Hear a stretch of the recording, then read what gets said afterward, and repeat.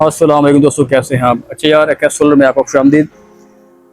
आज आप देख रहे होंगे आजकल के हम लोग जो है ना ज़्यादातर अर्थिंग का काम कर रहे हैं और रस्टर लगा रहे हैं। तो ये इसलिए लगा रहे हैं कि भाई आजकल मौसम जो है ना बारिशों का हो रहा है, तो जिन भाइयों ने इन्वर्टर लगवाए थे हमसे, तो अब उनको परेशानी होगी है कि कहीं आसमानी बिजली उनके सिस्टम पर ना गिर जाए। तो इस वजह से जनाब हम आजकल हम यही काम कर रहे हैं। तो इसके अलावा हमने एक और भी रस्टर भी लगाना है और अर्थिंग भी करनी है, तो उसकी वीडियो भी मैं आपको दे दूंगा। तो अभी फ़िलहाल जो है हम यहाँ पे रस्टर लगाने के लिए आए हैं। ये हमजा भाई यहाँ पर हैं। ठीक है, ये जो सोलर प्लेटें हैं इनको हमने ग्राउंड कर दिया है। ठीक है, वो नीचे मैं आपको वीडियो में क्लिप डाल दूंगा। केबल डाल रहे हैं अभी, ये रस्टर की केबल है। अच्छा, तो मैं आपको दिखाता हूँ हमारा अर्थ रस्टर कहाँ पड़ा हुआ है।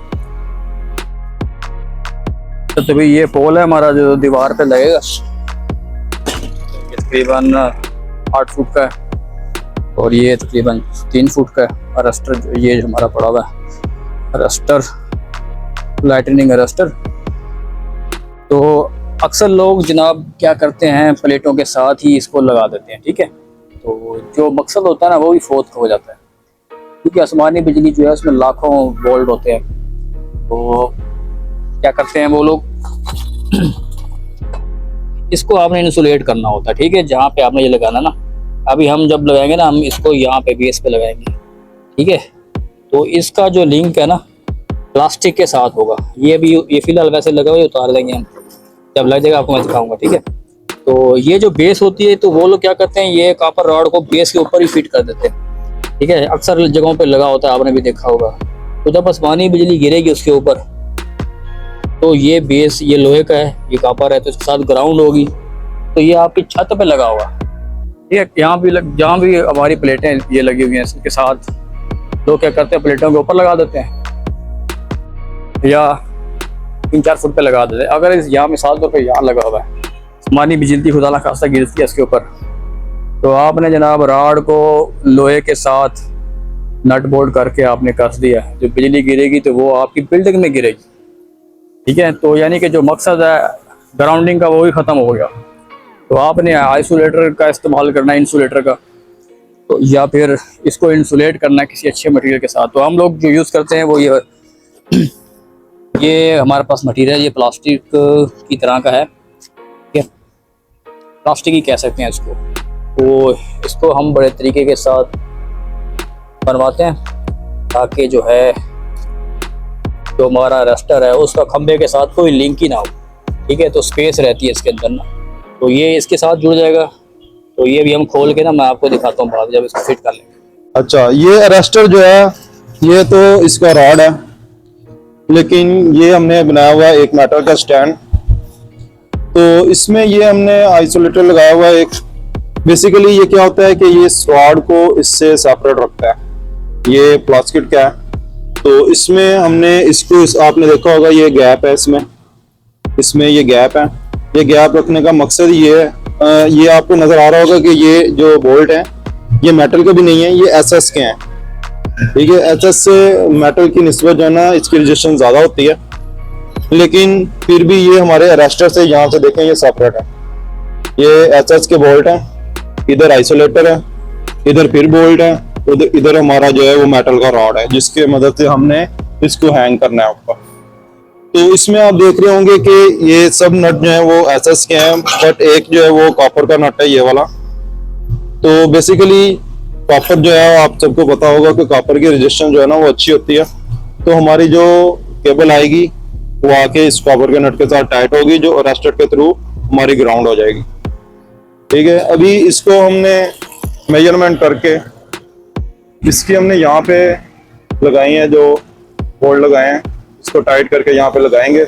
और ये एक पाइप है इसके साथ ही, ताकि जो है ना हमारी जो केबल है वो धूप की वजह से, क्योंकि यहाँ पे टेम्परेचर काफी ज्यादा है, तो धूप की वजह से ना हमारी केबल जो है वो डैमेज वगैरह ना हो, और बाकी हशरात वगैरह भी जो है ना वो केबल को डैमेज कर देते हैं। तो इसको हम यहाँ पे लगाएंगे। अभी इसकी इंस्टॉलेशन की भी वीडियो आपको मिल जाएगी।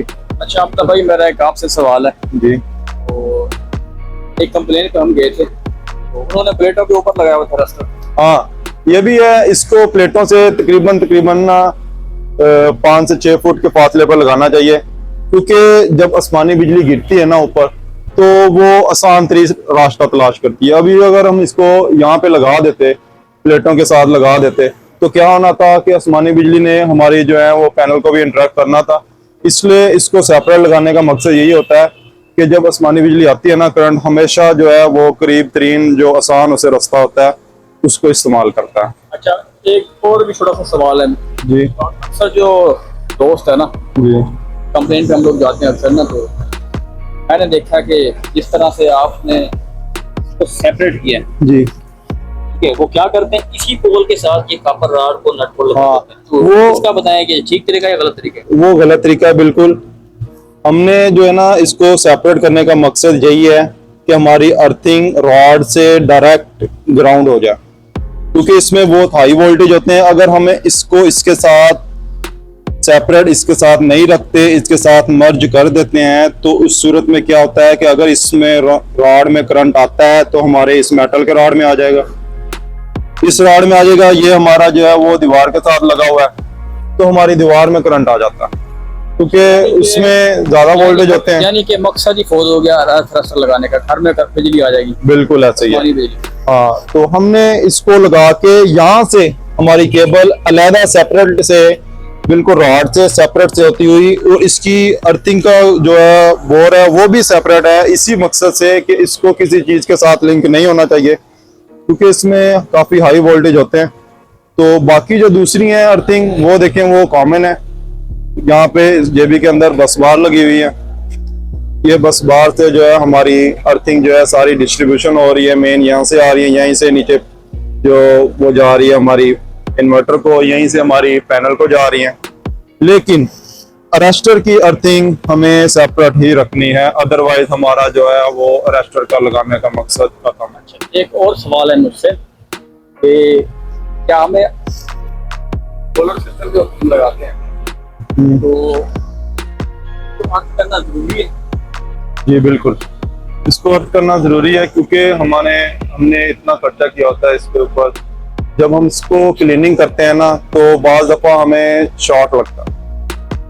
इसमें डीसी वोल्टेज होते हैं, तो पैनल से जो है वो लीकेज आती रहती है। बाकी हमारा जो इन्वर्टर होता है वो भी बैक करंट देता है पीवी के थ्रू ना। शाम के टाइम जब पीवी खत्म हो जाती है तो पीवी से रिटर्न आ रही होती है हमारी पैनल में, तो उससे क्या होता है कि हमारा जो है वो हम वॉशिंग करते हैं तो उसको हमें करंट लगने का खतरा है। उसके अलावा अगर हमारी कोई केबल डैमेज हो जाती है, केबल डैमेज होकर हमारे स्ट्रक्चर के साथ लग जाती है, तो स्ट्रक्चर से क्या होता है कि हमारी बॉडी में करंट आ जाता है।